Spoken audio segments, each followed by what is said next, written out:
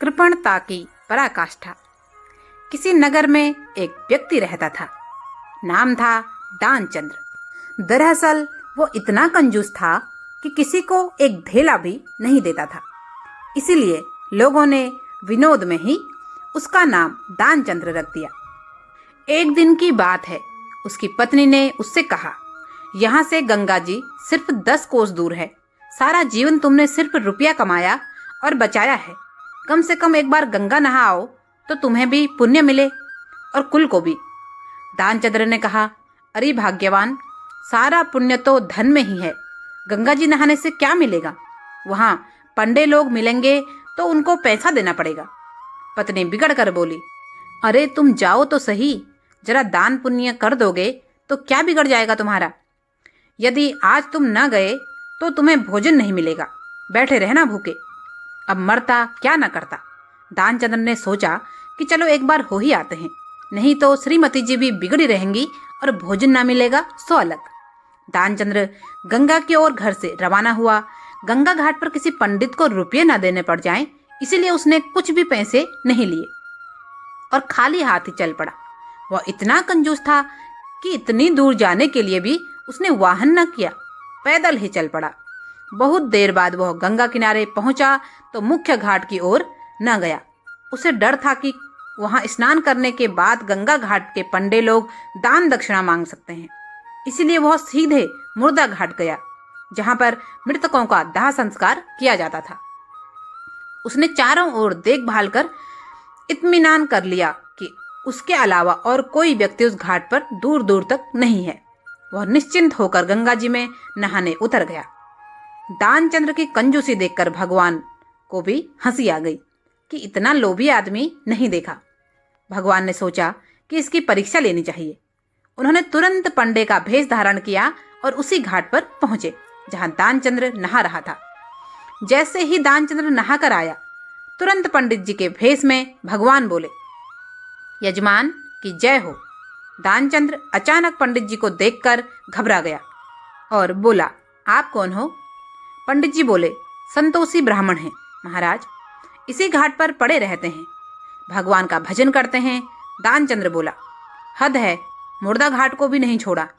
पंडित जी हंसकर बोले, हम तो संतोषी ब्राह्मण हैं, घाट पर तो दूसरे पंडे रहते हैं। आप जैसे यजमान हमारी यहीं पर भोजन व्यवस्था कर देते हैं तो गुजर बसर होता रहता है। आपके जैसे यजमान हमारे वर्ष भर तक के भोजन की व्यवस्था कर देते हैं तो चिंता नहीं रहती। दानचंद्र झुंझला कर बोला, पर हम नहीं कर सकते, एक वर्ष क्या, एक दिन की भी नहीं कर सकते। अरे एक दिन तो बड़ी दूर की बात है, एक समय की भी नहीं कर सकते। जाओ अपना काम देखो। पंडित जी हंसकर बोले, कोई जबरदस्ती थोड़ी है, आपकी जैसी श्रद्धा हो, पर आज कुछ ना कुछ तो आपको देना ही पड़ेगा। गंगा जी का स्नान आपने किया है, सारे पाप धुल गए, दान देकर पहला पुण्य कमा लीजिए। जब पंडित जी नहीं माने तो दानचंद्र हार कर बोला, अच्छा ठीक है, पर उधार देंगे? पंडित जी बोले, चलो यही ठीक है। दानचंद्र बोला, एक धेला देंगे, वह भी उधार। उस जमाने में धेला चलता था। पंडित जी मन ही मन हंसकर बोले, चलो कुछ तो दिया। दानचंद्र बोला, आप हमारे घर से आकर ले जाना, अभी हमारे पास नहीं है। पंडित जी ने सहमति जताई कि ठीक है, वे दानचंद्र के घर से आकर एक धेला दक्षिणा ले जाएंगे। दानचंद्र ने घर की राह पकड़ी, बेचारा पैदल पैदल घर पहुंचा। घर पहुंचते ही थक कर चूर हो गया। वह घर में भीतर सोने ही जा रहा था कि बाहर से आवाज आई, यजमान की जय हो। दानचंद्र ने पत्नी से कहा कि देखो बाहर कौन आया है। पत्नी बाहर होकर भीतर आई तो दानचंद्र से बोली, किसी पंडे से एक धेला देने के लिए कह आए थे क्या? दानचंद्र ने बोला, हाँ कहा था, क्यों? पत्नी बोली, आ गए हैं, बाहर बैठे हैं। दानचंद्र आश्चर्य से बोला, आ गया वो? हाँ। दानचंद्र बोला, कह दो कि हम बीमार हैं, 2-4 दिन बाद आना। पत्नी ने पंडित जी को हाल कह सुनाया। पंडित जी बोले, अरे यजमान बीमार हैं, दान मिले चाहे ना मिले, लेकिन हमारे संकल्प में तो वो हमारे यजमान हैं। ऐसे संकट में यजमान को छोड़ना धर्म नहीं है। हम नहीं जा सकते, हम भी यहीं रहेंगे जब तक यजमान स्वस्थ नहीं हो जाते। आप तो भोजन सामग्री दे दो, भोजन हम अपने आप ही बना लेंगे। पत्नी ने अंदर आकर दानचंद्र को यह बात बताई। दानचंद्र ने माथा पीट लिया कि कैसे पीछा छुड़ाऊं। अपनी पत्नी से बोला कि जाकर कह दो कि दानचंद्र मर गए। पत्नी बोली, ऐसे कैसे कह दें?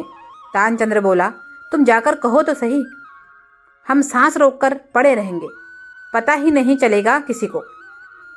इस पर पत्नी ने रोते हुए कहा कि अभी अभी वो चल बसे। पंडित जी बोले, शिव शिव, क्या मर गए?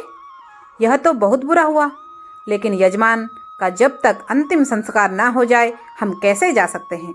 और आप अकेली कहाँ कहाँ किसे किसे खबर करेंगी? आप बैठो, मैं सारे गांव में खबर कर देता हूँ।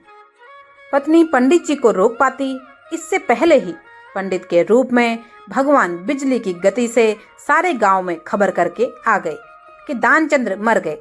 लोग सचमुच इकट्ठे हो गए। भगवान को हंसी आई कि ऐसा जिद्दी नहीं देखा कि सांस रोककर पड़ा हुआ है। लोगों ने उसे मुर्दा समझकर उठाया और शव यात्रा की तैयारी होने लगी। दानचंद्र की पत्नी जोर जोर से रोने लगी, यह कहते हुए कि अरे ये जिंदा हैं, मरे नहीं हैं। लेकिन गांव वाले बोले कि जाने वाले को कौन रोक सकता है, वह तो गया। यह तो तुम्हारा मोह है, जो कह रहा है वो जिंदा है। लेकिन पत्नी की किसी ने एक न सुनी। दानचंद्र को बांध दिया और वह भी सांस रोककर बंध गया। भगवान को बड़ी हंसी आती रही कि बहुत जिद्दी आदमी है। शव यात्रा शमशान पहुंच गई। वहां दानचंद्र को जलाने की तैयारी होने लगी, लेकिन तब तक भी वह सांस रोककर पड़ा रहा कि कहीं पंडित जी को मालूम न चल जाए कि वह जिंदा है। भगवान ने सोचा कि यह मर जाएगा, लेकिन धेला नहीं देगा। भगवान गांव वालों से बोले कि यजमान के कान में कुछ मंत्र बोलेंगे ताकि इनको मोक्ष मिले। भगवान ने दानचंद्र के कान में कहा, आया हूँ बैकुंठ से, तुम हित नाता जोड़, वरदान ले हूँ कछु मांग। जैसे ही पंडित जी ने यह कहा तो दानचंद्र ने सोचा कि यह तो भगवान है, और ऐसा सोचकर उसने जैसे ही अपनी आंखें खोली तो पंडित जी को पाया। उन्हें देखते ही उसने वापस आंखें बंद कर ली। भगवान ने फिर कहा, आया हूँ बैकुंठ से, तुम हित नाता जोड़, वरदान ले हूँ कछु मांग। दानचंद्र आखिरकार बोला, धेला दीजिए छोड़।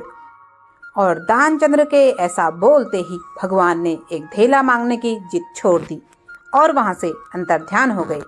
दोस्तों, वॉइस ऑफ गुड़िया चैनल की आज की यह मनोरंजक हास्य कथा यदि आपको पसंद आई हो तो कृपया हमारे वीडियो को लाइक करें, ज़्यादा से ज़्यादा अपने दोस्तों के साथ शेयर करें, और अभी तक भी चैनल को सब्सक्राइब नहीं किया है तो कृपया सब्सक्राइब अवश्य करें। आपका बहुत बहुत धन्यवाद। जय जय श्री राम।